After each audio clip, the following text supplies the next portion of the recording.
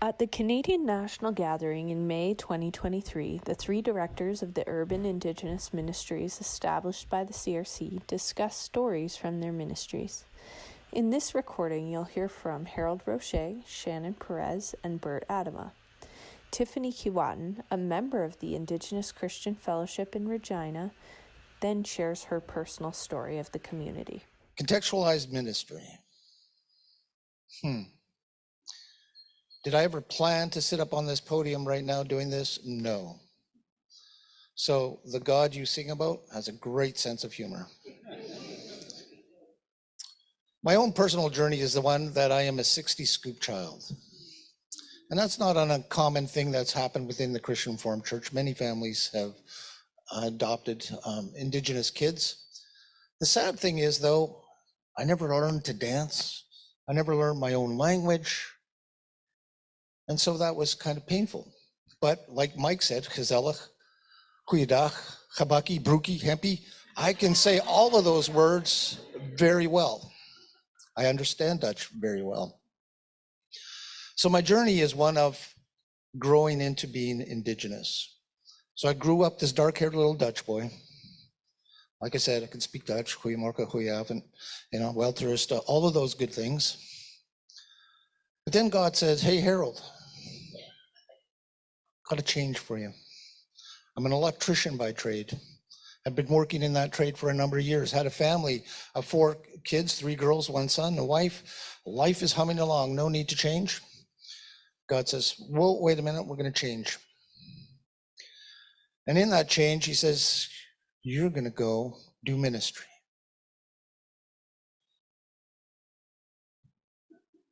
No. How many of you have tried to pull the Jonah and run away? Done that several times, still here. So he calls me into this ministry. My journey to that ministry happened one afternoon. I was working the morning shift from 5 a.m. to 1 p.m. and I get off work, and I knew that the Edmonton Native Healing Center had existed, but I never interfaced with that ministry. And so I walk into the building, it was on the 2nd floor, walk up the stairs, and I couldn't open the door, and walk all the way back to my car, open the door, get ready to jump in my car again, and nothing. I said, Harold, come on, you didn't do this just to chicken out. So back up the stairs. No, still can't do it. Walk all the way down the stairs again, get to the bottom of the stairs. Come on, Harold, you can do this, you're a big boy. Get up the stairs, pull the door open. Because at this point, I had never engaged with the Indigenous community because I did not self-identify as Indigenous. So open the door, walk in, and this wonderful elderly lady named Shannon Perez greets me. Hi, how are you doing? Welcome, come on in. Oh, good to see you. What are you here for? I says, well, I would like to visit with John Stellingwerf. Okay, good. Oh, he's on the phone. Just wait a minute. We began to chit chat, just, nice weather. How's the day? You smoke any fish lately? You do this and all this kind of day-to-day chat. And then she says, oh, he's ready. And before I could take off to go walk, she throws her arms around me. Now, for many of you men in our Christian Reformed tradition, hugging isn't something we normally do.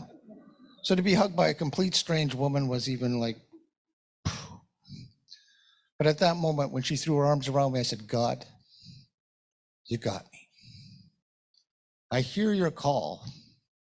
And so this dark-haired little Dutch boy starts changing into this Cree man. And the journey has been really cool. So I get to work at this awesome ministry called Edmonton Native Healing Center. And I've made so many friends there that have walked this journey, but it's not always an easy journey. Because you've heard some of the stories, the residential school legacy, 60 scoop, families being broken, all of those kind of things.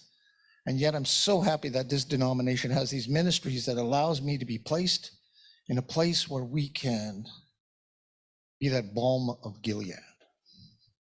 We get to be privileged to sit and be in the place where you take that hurt and pain and you give it to God.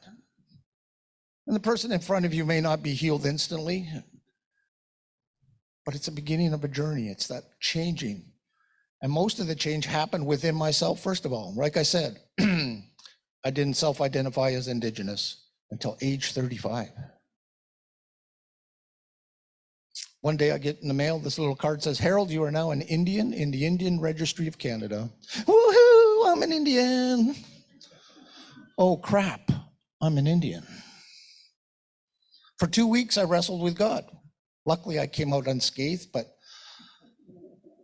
it was an intense wrestling. But the skin I was in just felt oh so good. That final puzzle piece just clicked, and my world changed.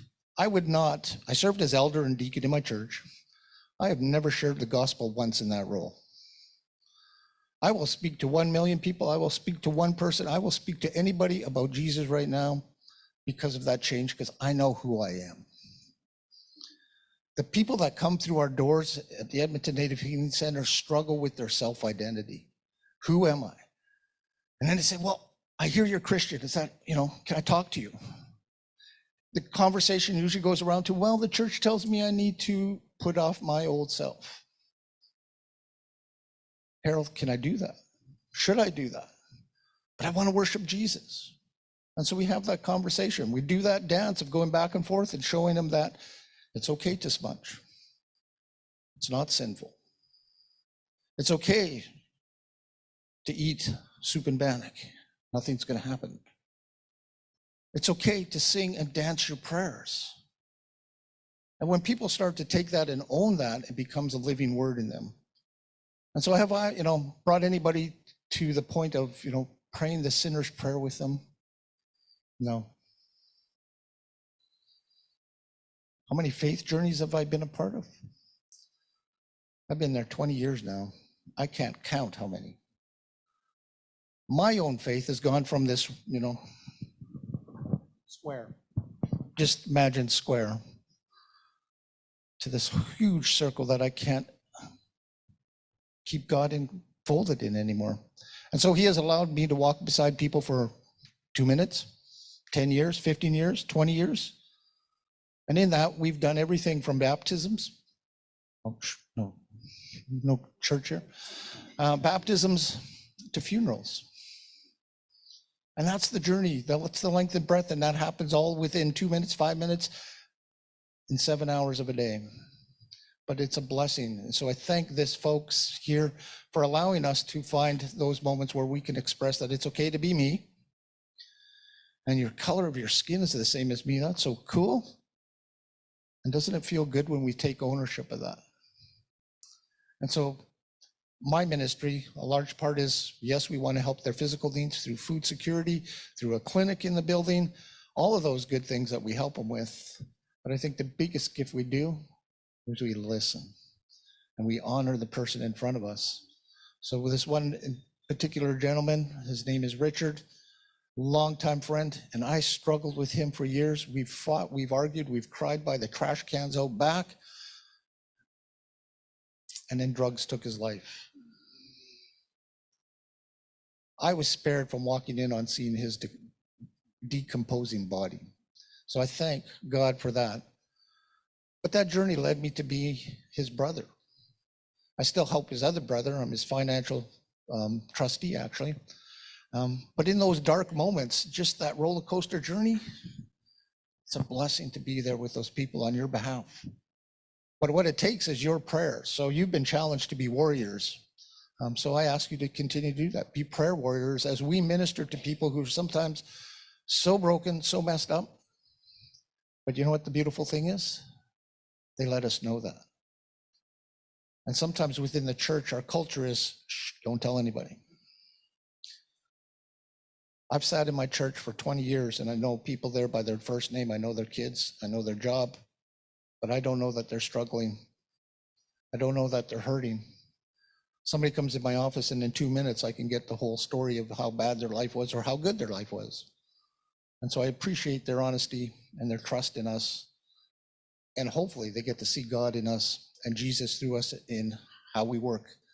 My Cree culture has been a big part of that, drawing that in. Today we shared a pipe ceremony with you. That has allowed me to explore and continue to grow.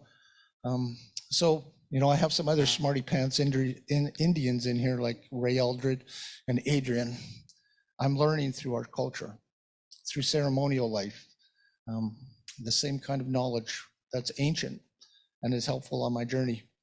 So thank you for listening to this newborn Cree man. Still like the Dutch, dark-haired boy kind of thing, because it helps me some days. I'm cheap, that's all.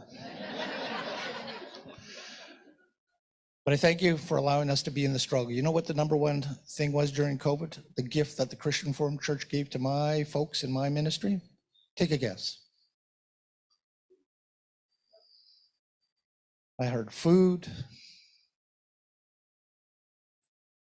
clean toilets. For all the women, you imagine, it's that time of the month where I gotta pee. Where do I pee? All the bathrooms are shut because public world is gone. Whoosh. Clean toilets. What a ministry. Thank you for allowing us to have clean toilets. That's it.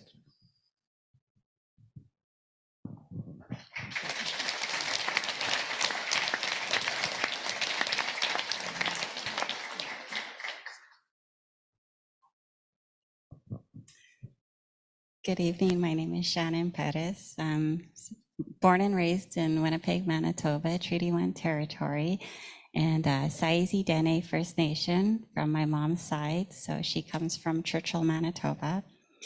And I'm just going to share with you a personal story, but it's intertwined with IFC. So being a director there, but it's also a personal story. So on Friday, I wrote it out. I'm gonna read it. I just did not want to try to. I need the notes. So on Friday, December 3rd, 2021, my cousin Jennifer took her mom, my auntie, to the hospital. Doctors were unsure what caused my auntie's condition. She was unresponsive. Over the course of the weekend, we found out she had encephalitis, and meningitis. She had an infection that she either ignored or she didn't really feel from the other symptoms that she suffered from. So that Sunday night, it was decided to take my auntie off of the machine and to let her go. Only my cousin, like her daughter, and my mom and my other auntie and uncle were allowed in the room because of COVID. I was the driver and I had to stay downstairs. And thankfully, my sister, she offered to stay with me at the hospital way into the night, so I wasn't waiting alone. She was able to do this because Tony, my sister's partner, stayed back at the house to care for the children that they have. I was thankful that I had my sister there with me. And my auntie died early that morning. It was a sad day for our family. In the middle of Thursday night, 4 days after my auntie passed on, my mom came to me and told me that Tony, my sister's partner of 6 years, was gone.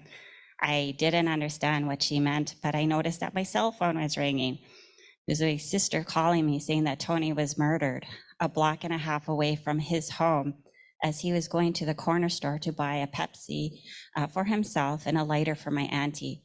My sister lives only a block and a half away from the Indigenous Family Center. Not only was this personal in my family, it was in the realm and vicinity of work too. It was quite a month for myself and my family that December. Last month, I went with my sister to support her. It was the day 2 individuals were being sentenced for murdering Tony. We did not know what to expect in terms of how we would feel. The Crown's attorney had walked us through what to expect the day before, and my sister had that evening to write up a victim impact statement. We were about 10 feet from the individuals that were being sentenced. So we were that close to them. It was surreal, brutal, and heartbreaking. We listened as the lawyers restated the factual events of that night. We listened to how we all ended up here at that moment in sentencing with a guilty plea and no trial. And we listened to how the 2 individuals had grown up. I sat there with tears streaming down my face, thinking about how 3 lives are in ruins, Tony's plus these 2 individuals. These boys in men's bodies, as I think of them, did not have a chance. They are the product of what Canada created and what the church was a complicit accomplice to. They are children born from parents that were already broken, from repeated trauma, from residential schools, desperately trying to find love and knowing only hate from what they were taught by the government and by the church. These children were pulled from their family and raised by a child welfare system that perpetuated abuse and disconnect, to social health systems that ignored these individuals that had a multitude of mental health illnesses.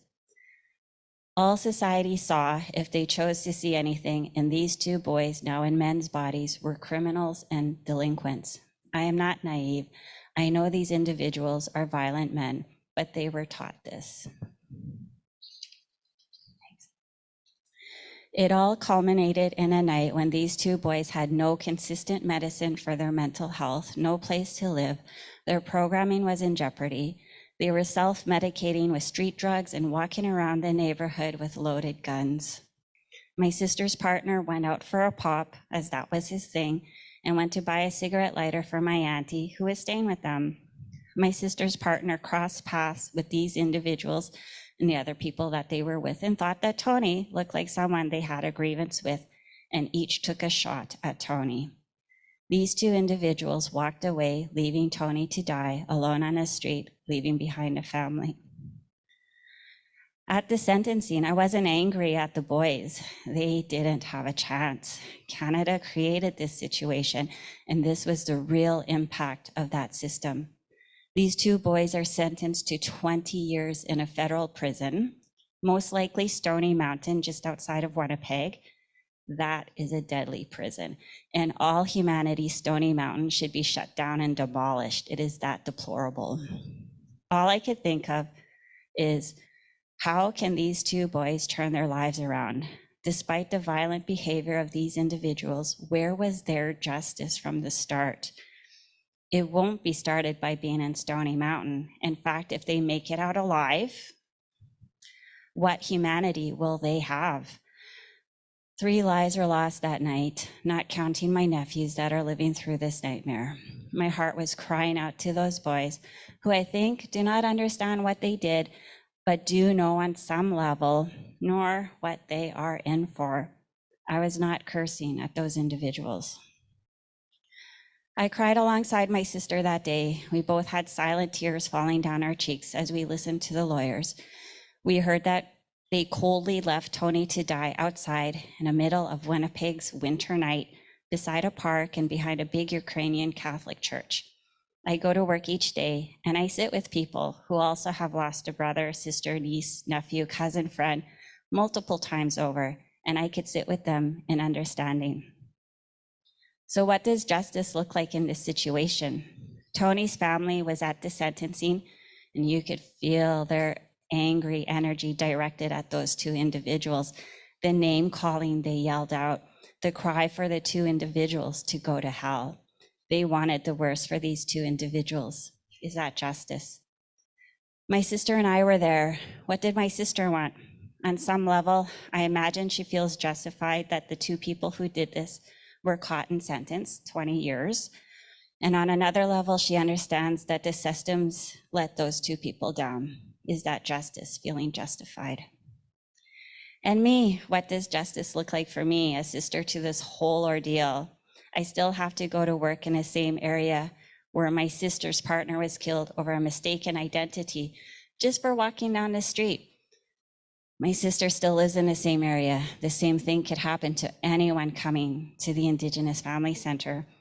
I also witnessed many stories of lost ones due to violence from community members that share. What does justice look like in these instances when a deadly threat of violence is so near?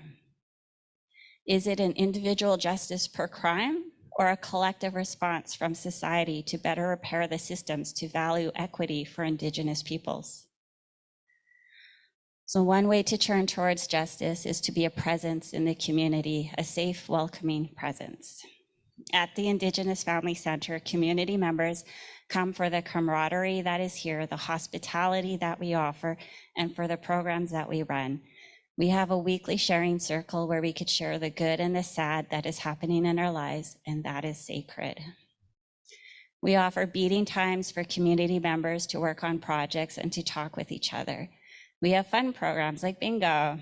that bring people together on any type of day we have in Winnipeg, -30, and they'll be there. We serve them tea and coffee and any snacks that we might be able to put together. I find that at these bingo times, community members tend to ask for office help with printing forms, filling out forms, faxing. It feels good to help in little ways. It feels good. It also feels good all around to ask for help from community members to lead projects too. I asked one community member to help introduce the kids from the after school program to Indigenous foods.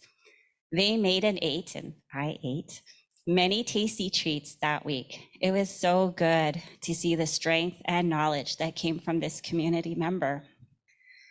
Afterwards, I received this text. Hi, Shannon. I want to thank you for everything that you do for me in Nazareth. I want to thank you for believing in me and giving me hope, bringing sunshine into my darkness. Thank you for giving me myself back.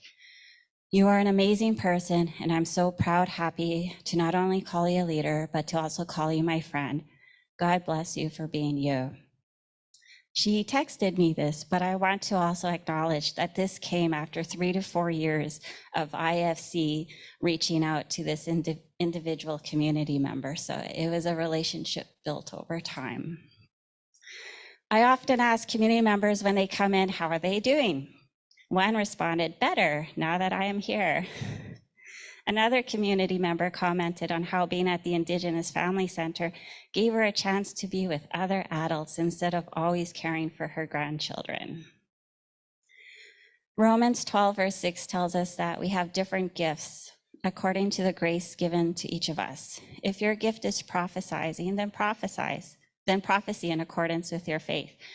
If it is serving, then serve. If it is teaching, then teach. If it is to encourage, then give encouragement. If it is giving, then give generously. If it is to lead, do it diligently. If it is to show mercy, do it cheerfully. My gift is to be available in whatever way that might be mean in regards with what I could do to help. For my sister, I was able to have the 2 middle boys spend time at my place during the ordeal, help her with shopping, etc. For the Indigenous Family Center, the way I could be available is by being with the community members without distractions to the best of my ability with what I go through myself being an Indigenous person. Sometimes they tell me what is going on in their lives and all they want is a listening ear. Sometimes they give me updates or just ask for help with forms and faxing. I do my best to meet their needs, and when I say I also include the staff and volunteers that do this too. It seems simple, but in the lives of these community members, simple acts of kindness and help go a long way in their life full of red tape, discrimination, and undignified ways social services make people go through to access help and support. In the spirit of this scripture, what does your contribution to justice look like that are in line with your gifts? Not all of you live in the north end of Winnipeg, and quite honestly, many people do not want to venture there. One could walk down the street and find themselves in the middle of a crossfire with the police and other individuals. Property insurance is higher in that area. It is dangerous. Crime and vandalism are high, people are high. Yet the people who come to IFC are people that are doing what they can to make a difference and to make a community. Your gift and justice can look like financial support to the Urban Indigenous Ministries. It is immediate, tangible, and makes a daily difference in the lives of community members that come to Indigenous Family Center. As directors of the Urban Indigenous Ministries, we need to have a presence of mind and spirit to meet community members. And presence of mind means not worrying about paying for high insurance or worrying about paying staff to lead to programs that meets the needs of the community members. I was taken care of by staff when I was going through the ordeal with my sister, and our staff support each other. The Urban Indigenous Ministries need staff to make relationships with community members. If there's no financial support, then there is no staff, and all it is an empty building to which community members will not come to. They come for the greetings they get, the food, the hospitality, and the fellowship from us and from each other. Gifts and justice is also about abundance. Jesus didn't describe the Samaritan as someone who only paid for one night at the end, but he paid for a couple of nights, plus had intentions of checking if he had to pay more in case extra days are needed. It wasn't a half-hearted attempt. The Samaritan didn't decide the worthiness of the person to decide how much he would help. There are systems we have in Canada that are still contributing to the conditions that keep Indigenous people from success and give the illusion that Indigenous people are less worthy.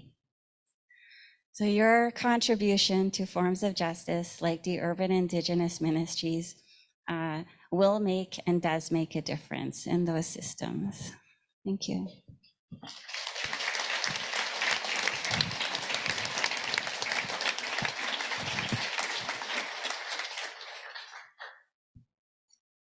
Thank you, Harold and Shannon.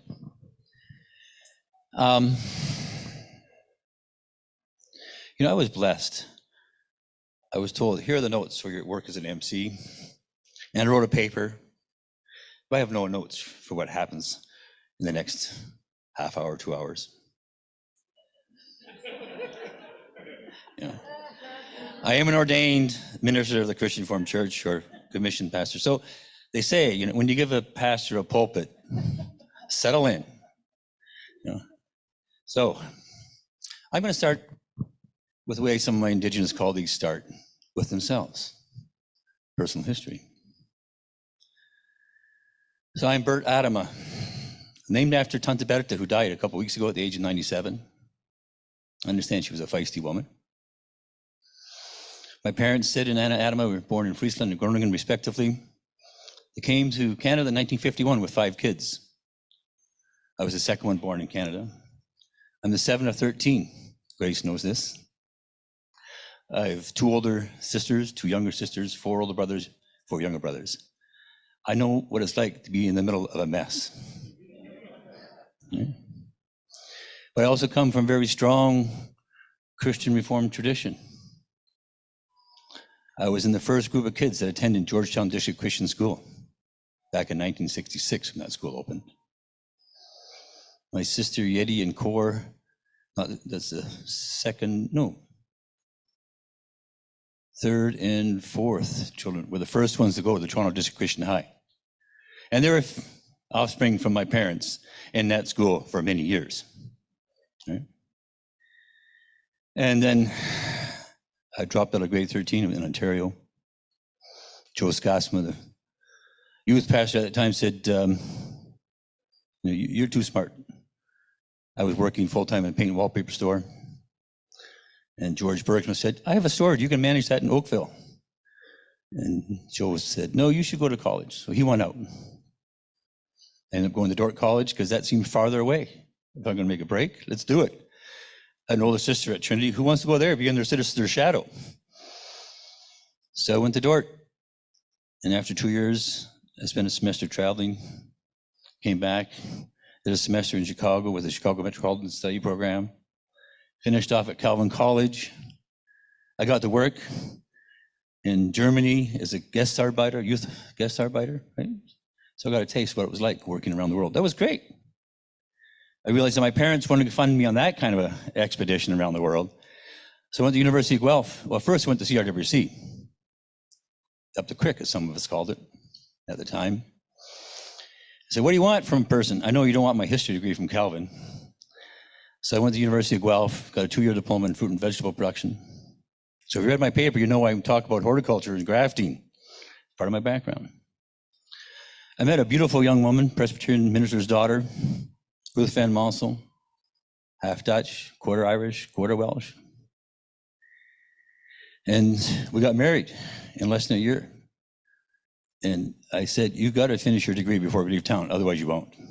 I couldn't find a job with my diploma. So I went back to school and got a master's in extension education. Then went to work in Sierra Leone, West Africa. And part of what's important about Sierra Leone, West Africa as an employee of the Christian Reformed Church, indirectly, as it was with CRWRC, is that it was one place where Synod said to world missions and world relief, get your act together. Start doing holistic ministry. And we were a thorn in the flesh for both organizations because we did things differently. And people in Grand Rapids came out to visit us because we were doing things differently. We didn't call ourselves CRWC in Sierra Leone or World Missions. We called ourselves Christian Extension Services. We did things holistically. And it was a good internship. I came back 6 years later, had some unemployment time. I knew what it was like, you know. I did volunteer work in the church office. That was good. I did volunteer work with Christian Farmers Federation, learned how to work a computer. When I left for Sierra Leone in 1984, who had a computer? When I came back, there was a computer on every desk in the classrooms. Right? Anyway, so I missed a bit of a cultural shift there and change. But then, you know, being unemployed in Ontario for a while was good because people said, you work in Sierra Leone, that's interesting, but that's of no value here. What could that be? And R.A. Vanique said to me, because I did go up to the Burlington office to do volunteer work, I had to do something. And he said, you should apply for that job in Regina, what I know. So I ended up in Regina, 1993. My wife and 4 daughters. And because working in ministry is just part of my bread in the bone, Robert Stevenson says, you know, I come out of a line of Reformed folk. We think biblically, we think in Reformed ways. We think it's very serious. So I've done that. And there I've stayed doing work, trying to work out some of the principles I learned with CRWC and my World Missions colleagues in Sierra Leone, learning to listen. The middle child, you learn to listen. Because if you don't, you know, and then you also learn to manage. And you learn to stretch pennies. Because with 13 kids on a blue-collar salary, you have a big garden, you put it all together. And so you learn to listen. Ray Algersman said, what's your program? I said, our program is to do whatever somebody wants to do when they come in the door. If they come in the door and they want to do music, we'll do music. If they want to do beading, we'll do beading. Because I just think we're here to help people do better with their lives. And so we have for many years. And we're a bit like Winnipeg. I don't know how many of you read Maclean's magazine. Anybody read Maclean's? You know what Maclean's magazine is? Yeah, good. You know the journalist Jonathan Gatehouse? He came to Regina in, I think, 2010. And he did a review of North Central Regina. He wrote a front page article for the Macleans and people that came through our ministry on the front page. He said, it's the worst neighborhood in Canada. Most dangerous, all that stuff. And people in Regina were all upset. I said, well, does it really matter if you're the worst or second worst? What's the problem? It doesn't really matter. You know, in North Central, it is a nasty place. It is a nasty place. A lot of the crime that gets reported in Regina happens within 10 blocks of the ministry. But interestingly, what's really interesting to me is how little damage happens to our building. We've had some thefts, we've had some break-ins, but quite a small amount compared to the neighborhood we live in. Cadmus Delorme, I don't know how many of you remember his name. He's the chief of Cowessess First Nation, got quite a national acclaim for talking about all the graves on his First Nation. And he blessed us because he was part of our gala video a couple years ago. And we were talking to him. One of my council members is from Cowessess First Nation, and she had to pull in the chief to talk. And quite something when your First Nation chief say, you should give money to this place called Indigenous Christian Fellowship. I'm kind of proud of that, you know? Then he said, yeah, you guys, that's the place where all those wakes and funerals happen. And we do. We do. We have a lot of deaths. Too many deaths. And too many young people dying. And what's part of what's remarkable about that we have done at that ministry is that I have bent backwards in hospitality. Because sometimes all we do is provide the space. And the elders come in, they officiate, always smudging if it's elders, sometimes pipe ceremonies. And sometimes it's seen as a non-traditional funeral. It's a Christian funeral. And I'm not invited to those either. But our divisions in the community. One of my more amusing times is when I was asked not to help. And there was 4 camps. We had the Lakota, the Cree, the Christians and non-Christians battling about how to do the service. So it was kind of interesting. So the residential school, folks, has brought in a lot of brokenness into our Indigenous community, a lot of brokenness. But one of the things that we've done at Indigenous Christian Fellowship a long time ago, people said, you know, we need some signs up here. No swearing, no colors. And we chose not to do that. Instead, we went the other way. We say that when you come to Indigenous Christian Fellowship, you're required to practice respect. Respect for the Creator, respect for others, respect for yourself, and respect for creation. So it's interesting that in north central Regina, where there's a lot of violence, no one has taken a swing at me yet. And I'm not always the most gentle spoken person, just in case. I have been confronting people. That's part of what I see as my role now. My role is a bit of a midwife or a coach, helping people to reclaim healthy living.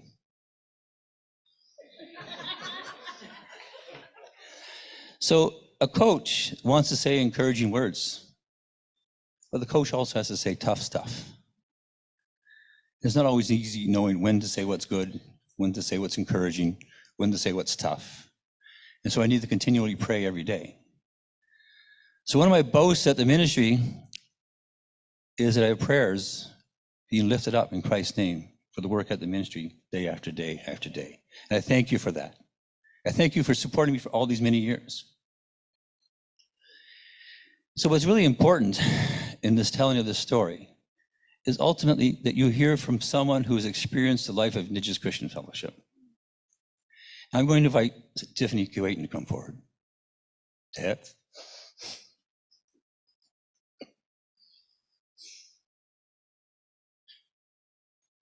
Well, you can sit here beside her.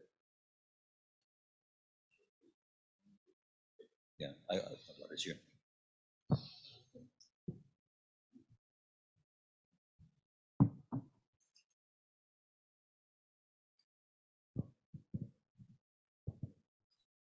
You can just take the chair.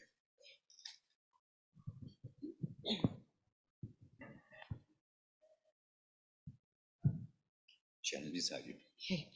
I'm behind you. You can use your phone.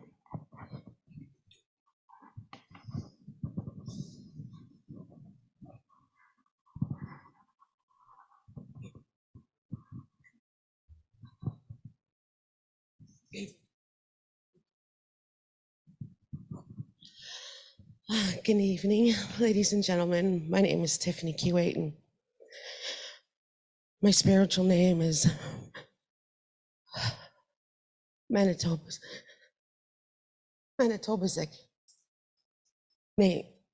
English spirit bird. I come from Papikassis First Nation. I'm a family of 7. I'm a daughter of the late Cynthia Joy Sangways. And my father is Stephen Daniels from Portmans, known Coactus now. I am a mother of 8 and a grandmother of 13. I grew up in foster homes. And I am also a 60s coop. My life at the beginning wasn't all that good. My family was dysfunctional. My mother was an alcoholic, and so was my father. Growing up in foster homes, I kind of picked up some traits from them.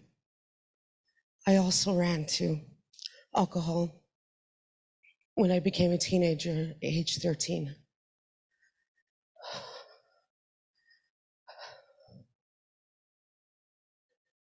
However, I remember this one little place in North Central called an IMCF. It was an ICF. It was a little greenhouse. And I remember we used to go there for food. We used to go there to go to church because my mom tried so hard. She never gave up. And I think that's where I got it from.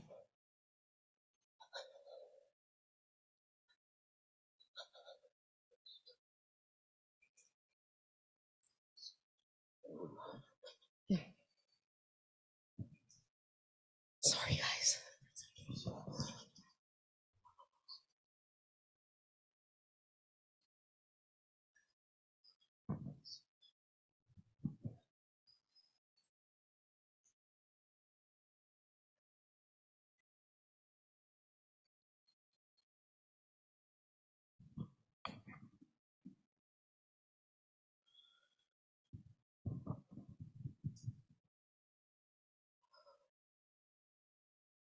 So I was saying I grew up in foster homes. I also was in some crime.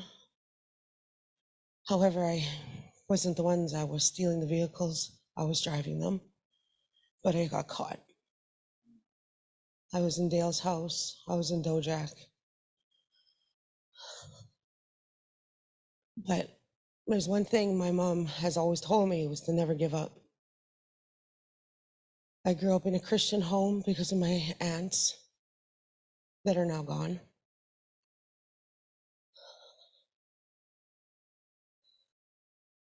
My trauma was from residential school. They took the parenting out of my mom.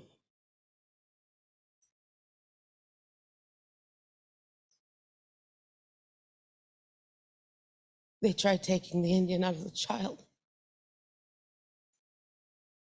They tried breaking our spirits. But my family, my mom, was a strong survivor. She made it through. She never gave up. And I think maybe that's why I didn't give up. I lost my kids once in foster care, but I got them back within 3 months, and they never went back.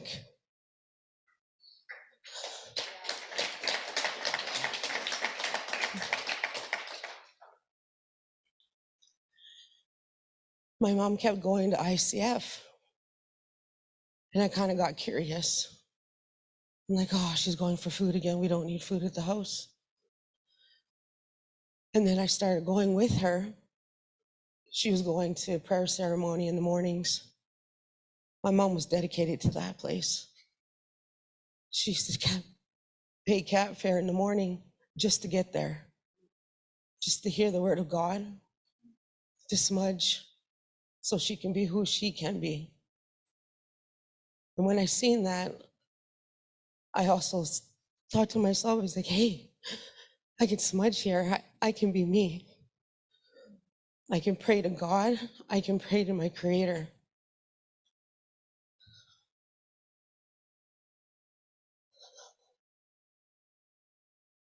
I'm actually proud of who I am.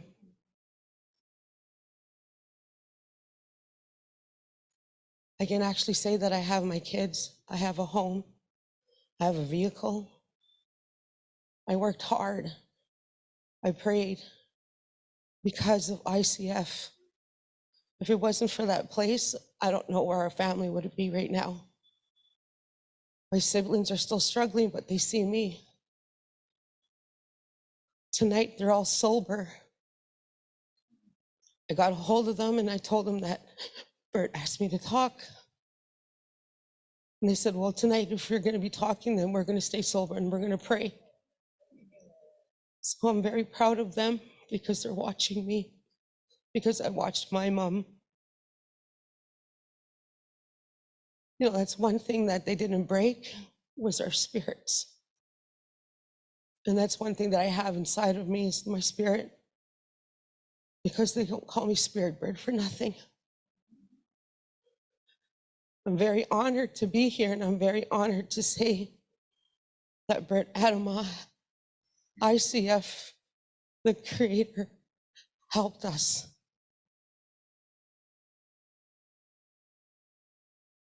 And I'd like to thank each and every one of you for being here, for letting me share my story. You know, my mom would be so proud of me right now. My mom is not here. This is something that she's always wanted out of us kids, and I'm the first one. I'm breaking that cycle.